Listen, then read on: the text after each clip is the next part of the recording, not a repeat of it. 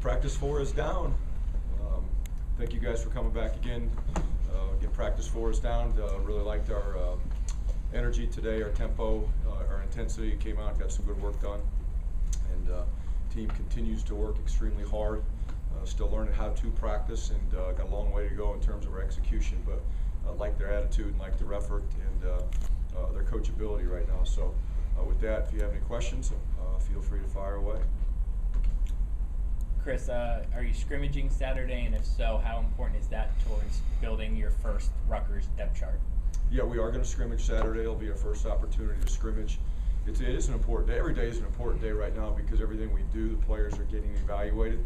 The difference about Saturday, though, is we're going to find out who can actually finish plays. It's one thing to be able to get in the right position and tag off the way that we are in certain drills. It's another to be able to pull the trigger and finish, or to be able to put your foot in the ground and make somebody miss like we're hoping to see on Saturday. Coach, what can you tell us about the quarterback competition so far? Still a competition, you know, and every single day they're getting evaluated. Each guy is showing their strengths and weaknesses as we continue to move forward. I think all of them have a pretty good command of the offense. Good idea about what the expectations are in each play and how to take care of the football. But it's an ongoing competition, and so I think Saturday with a live scrimmage, we're not going to make the quarterbacks live, but a live scrimmage will tell us a lot more about them too. Coach, President Barchi was at practice today. What did it mean to you to have him there, and what was his message to the team? Well, it meant a lot to have him there. You know, anytime you can get the support of the university president for the football program, I think that means a lot. His message was simple, how important the football team is to the university, and not just in wins and losses, but how you do in the classroom, how you do socially, and the decisions that you make. But it was nice to be able to have him come out, address the football team, and talk about his support for our players. Coach, you've been practicing in a bubble. What's your philosophy about inside the bubble and going outside? Well, we're practicing in the mornings, and as you know, the weather's so unpredictable right now. I want to make sure that we're getting good practices with our equipment set up. It's hard to make a decision to say, hey, we're going to go outside and the weather changes, or it's not quite what we want to transition into the bubble. So it's just easier for everybody to go into the bubble right now, unless we know for a fact that it's going to be nice weather outside. Today, the temperature was pretty good. It was kind of windy for us to go outside. There will be some moments here this spring, later in the spring, that we will get an opportunity to go out and throw in the wind and be out in the elements a little bit, but we're not ready for that yet. Chris, saw that you got a nutritionist on board. Just can you give a little background on that hire and how important that position is? Well, Allison came and she started this week. She came to us from Houston. It was an important position in terms of what we wanted to do with our players, with nutrition and hydration, and just the education part of taking care of their bodies. And she was down there at Houston with Coach Tom Herman, a guy that's running a program very similar to what we're doing here, and just worked out well that she was able to come and interview. We interviewed several people. She was by far and away the most prepared, the most knowledgeable, and the best fit for what we wanted to do with our players, and we're extremely excited to have her, and I think she'll make a big impact on our players. Chris, Juwan Harris, you know, he's been at a couple practices. How involved is he, and can you even put him in your plans at wide receiver without really seeing him on the field? No, it's going to be hard to put him in our plans right now until we get a chance to see him full time with us. He has been on and off. I mean, right now he is a baseball player, and that was an agreement that we had. That I'm okay with him going and playing baseball as long as he can contribute to the team and help the team be successful, and I think he's been able to do that. And when he gets a chance, he'll come over and work out with us, but right now he is a full-time baseball player. And from the little bit that I have seen about him, I'm really excited about what he can potentially do in our offense. Chris, through 4 practices, anyone that's really stood out to you, or anyone that surprised you so far? There's several players that have stood out. It's more about position groups that have probably stood out up front on both sides of the ball. Starting with the D-line, I've been very excited about our defensive line. I think it's probably right now the strength of our football team. We've probably got more playmakers back there, more experience, more leadership. Offensive line is coming along. They've really changed their bodies here this offseason. They've leaned up. They've gotten stronger. They're getting used to the tempo of the no-huddle offense, and really been impressed with the way that they've worked. And after 4 practices, the progress that they've made. I like our wide receivers right now. They're working extremely hard. They're making some great plays on the ball. They're running good routes. They have a great understanding of our offense. Those are probably the positions that have really stood out to me, without calling out any individuals, but those position groups have stood out. Coach, as spring practices move along, do you raise the level of intensity? Is it the same? I guess what are your expectations from here on out with practice? Well, the standard that we've set for practice in terms of the intensity, the emotion, the tempo, that won't change. You know, it's not going to gradually increase and get better or get higher. We want to practice at a high level right now. The thing that needs to happen as we go through spring practice is better execution.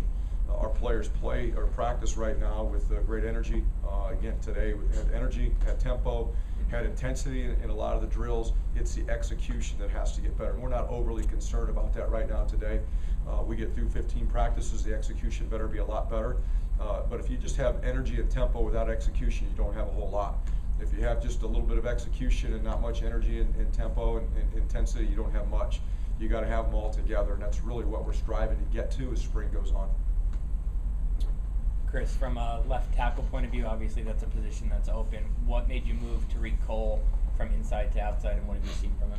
Well, it starts with what we want to see in that position. The left tackle is a very important position on the offensive line to be able to protect the quarterback. We wanted a guy that's got some athletic ability, and based on what we had seen in off-season workouts, he showed the ability to move his feet and be able to hopefully protect the quarterback from his blind side there. He's changed his body. He works extremely hard. He's got tremendous athletic ability with where he's at right now with his body weight. I believe he was at one point about 340, and he's about 310 right now. So he's completely changed himself physically, but we just really like his feet. We like his intelligence, and like what he can do in our offensive system there at the left tackle position. Chris, I noticed a couple players had monitors on their chest. I think it's called Zephyr. Can you just talk about what you get out of that? We get a chance to measure a number of things with those Zephyrs, their heart rate,